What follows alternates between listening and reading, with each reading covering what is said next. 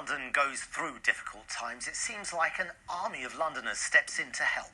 Well, the coronavirus outbreak is no different, but it presents a whole new set of challenges for those determined to do their bit, like the challenge of making sure helpers don't spread the virus further. Tolu Aderiye reports.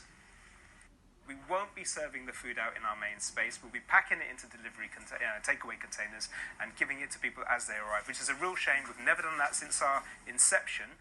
It's all change at the Sufra food bank and kitchen in Brent.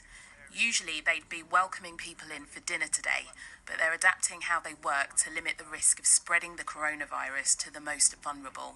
It's a confined space and we don't want our vulnerable guests in this space, so we'll be cooking that food and we'll be giving it through the door when people arrive, unfortunately in takeaway containers.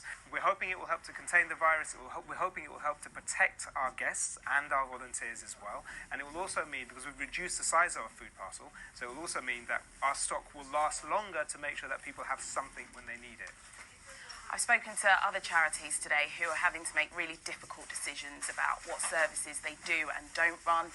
They want to continue to offer support but also not put vulnerable people at risk of catching the virus, and these are decisions they're having to make. Across social media there have been Facebook groups set up and many offers of help with things like shopping to those facing increased isolation.